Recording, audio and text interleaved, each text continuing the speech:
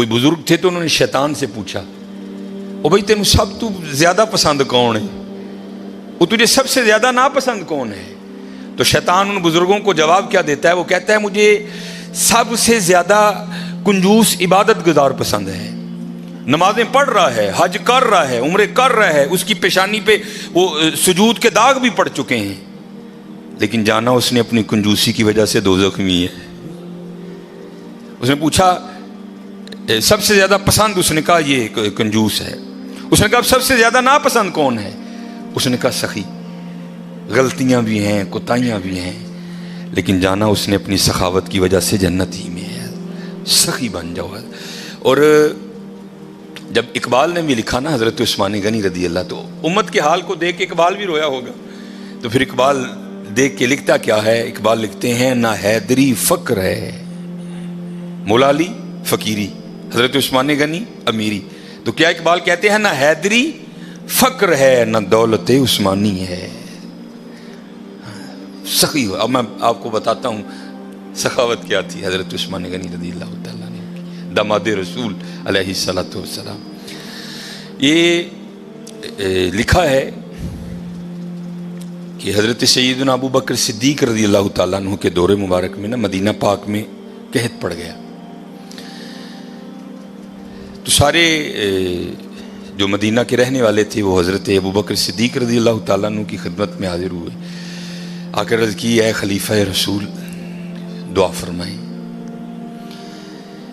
آپ نے فرمایا انشاءاللہ آج رات تک غلہ آ جائے گا۔ لکھا ہے کہ حضرت عثمان غنی رضی اللہ تعالیٰ عنہ کے 70 اونٹ مال سے بھرے ہوئے بکنے کے لیے شام گئے تھے حضرت، اور آج کے دور کے لحاظ سے آپ اس کو کنٹینر بھی کہہ سکتے، اونٹ پہ حضرت کو تھوڑا سامان نہیں لگتا، بڑا سامان آ جاتا ہے اونٹ پہ، چھوٹا کنٹینر، 70 کنٹینر آپ کے بکنے کے لیے شام گئے ہوئے تھے۔ رضی اللہ تعالیٰ عنہ کو بھی پتا تھا کہ امت کی کیا حالت ہے، آپ نے وہ 70 اونٹ شام سے مدینہ پاک واپس بلوا لیے۔ اب جب وہ 70 اونٹ قحط کے زمانے میں مدینہ طیبہ واپس آئے نا، تو جو تاجر تھے وہ سارے اکٹھے ہو کے نا حضرت عثمان غنی رضی اللہ تعالیٰ عنہ کی خدمت میں حاضر ہوئے، آگے عرض کی اے عثمان قحط بھی پڑا ہے تو آپ کے 70 اونٹ بھی واپس آ گئے ہیں، تو بیچتے ہو؟ آپ نے مسکرا کر فرمایا کتنے گنا پر خریدو گے؟ عرض کی حضور 2 گنا۔ آپ نے فرمایا نہیں بیچوں گا۔ عرض کی حضور 3 گنا۔ آپ نے فرمایا نہیں بیچوں گا۔ عرض کی حضور 5 گنا۔ آپ نے فرمایا نہیں بیچوں گا۔ اب 5 گنا بڑا منافع تھا، تو تاجر حضرت عثمان غنی رضی اللہ تعالیٰ عنہ کی بارگاہ میں عرض کرتے ہیں اے عثمان بڑا منافع کا سودا ہے، اس سے زیادہ تمہیں کوئی نہیں دے گا، کر لو سودا۔ آپ مسکرا کر فرمانے لگے میں تو اسے بیچوں گا جو 10 گنا دے گا، اسے بیچوں گا جو 10 گنا دے گا۔ وہ تاجر آگے سے کہتے ہیں عثمان 10 گنا کون دے گا؟ تو آپ نے فرمایا کیا تم نے قرآن نہیں پڑھا؟ من جاء بالحسنہ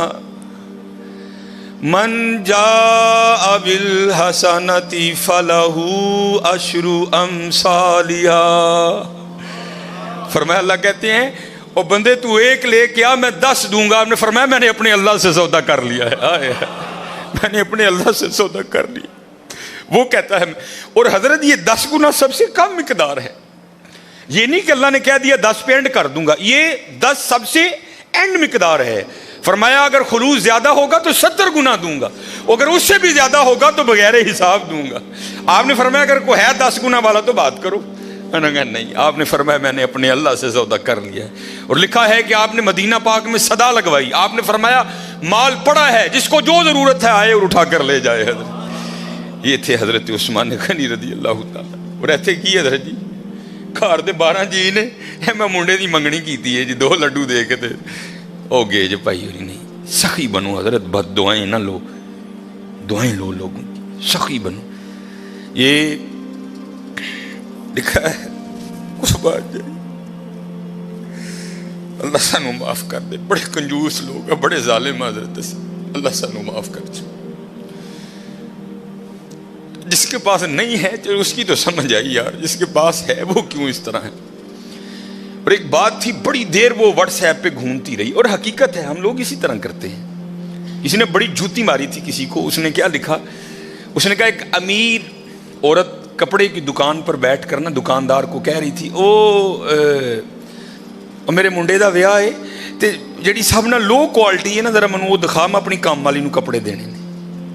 اور دوسری طرف کیا لکھا تھا کہ ایک غریب کام والی دکان پر کیا کہہ رہی تھی، اور میں جنہاں دے گھر کام کرنی ہے انہاں دے منڈے دا ویاہ ہے، ذرا منو مہنگا جہا سوٹ وکھا میں دینا ہے۔ نہ حیدری فقر ہے نہ دولت عثمانی ہے، اور کنجوس نہ بنیو حضرت، کدی ظالم نہ بنیو، سخی بنیو، سخی بنیو حضرت۔ اللہ کو سخی بڑا پسند ہے۔ یہ اگر کوئی کو اس کا حوالہ دیں تو میں نے یہ بات کسی کتاب سے نہیں پڑھی، میں ایک دفعہ ایک ختم پر گیا، وہاں ایک بڑے کو بزرگ عالم دین تھے، انہوں نے یہ بات بیان کی، اس لیے مجھے حوالہ نہیں معلوم، لیکن بات بڑی مشہور ہے۔ یہ مدینہ پاک کا نا بڑا مشہور یہودی قبیلہ تھا بنو قریظہ، انہوں نے ایک وعدہ خلافی کی اور پھر سزا یہ آئی اللہ کی طرف سے کہ حکم دیا ان سب کی گردنیں اڑا دو۔ بنو قریظہ یہودیوں کا قبیلہ تھا، وہ سب کی گردنیں مار دی گئیں، نبی علیہ السلام موجود تھے، سب کی گردنیں اتاری گئیں۔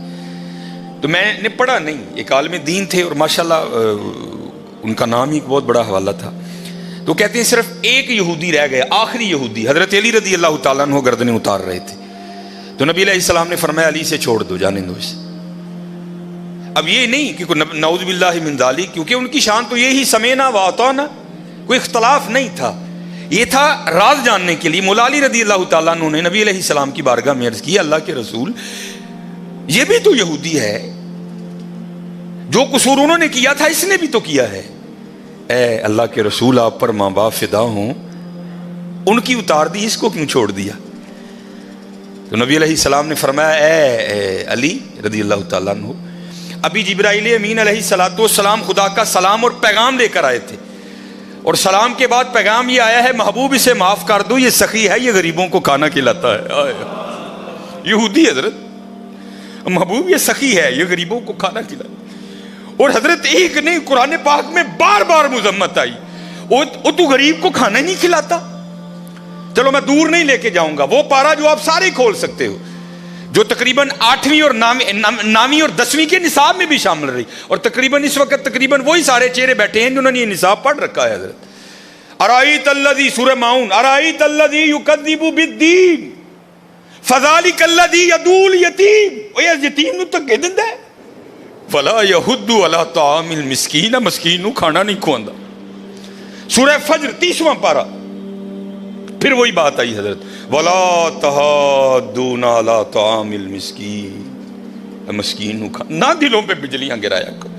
منڈے کی منگنی کی مٹھائی بانٹنا فرض نہیں ہے حضرت، لیکن جے دین جاندے ہو خدا دا واسطہ ہے اپنی بیبیاں نو کہو چلیے اینا دھیان کر گھر جی کنے نے، یہ تیرے 2 لڈوؤں کا کیا کریں گے وہ غریب لوگ، حضرت دھیان کیا کرو۔ حضرت عثمان غنی رضی اللہ تعالیٰ عنہ، اب حضرت حالی بانٹتے نہیں تھے، اب بانٹنے کا بھی انداز سنو کیسا تھا ان لوگوں کا۔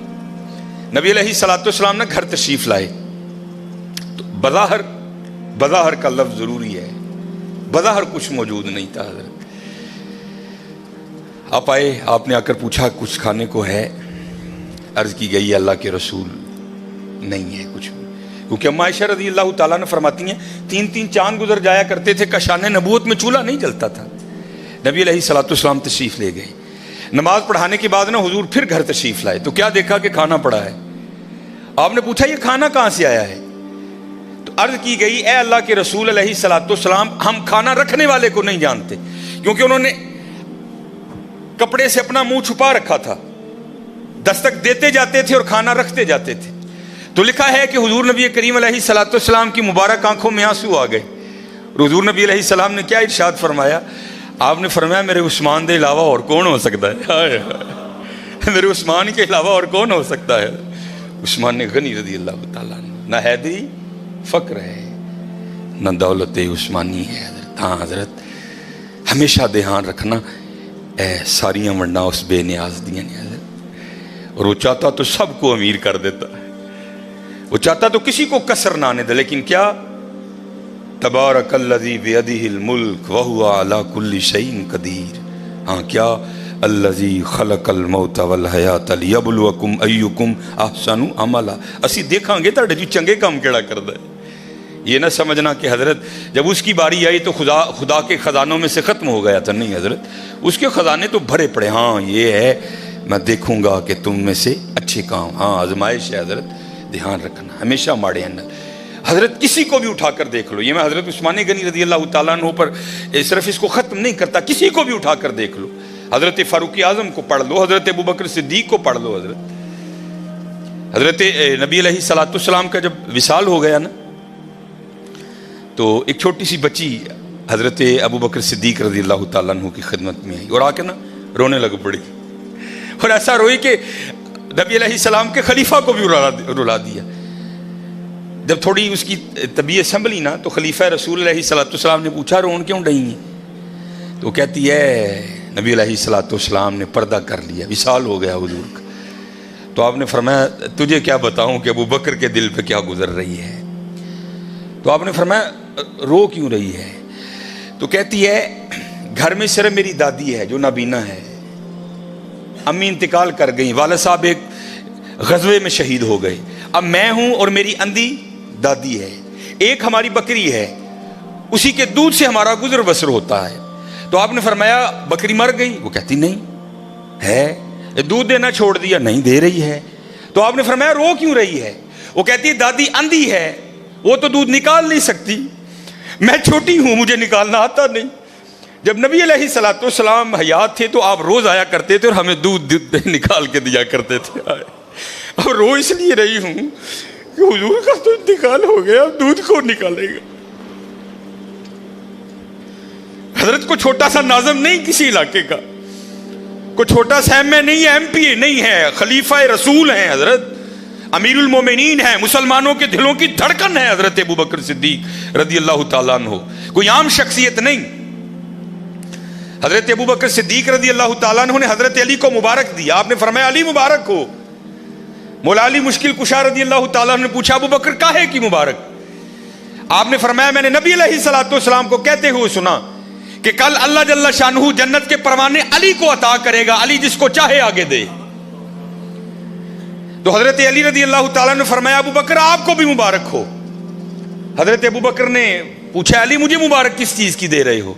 تو آپ فرماتے ہیں میں نے حضور نبی علیہ الصلوۃ والسلام کو کہتے ہوئے سنا تھا اے علی دینا اس کو جس کے دل میں ابوبکر کی محبت ہوگی.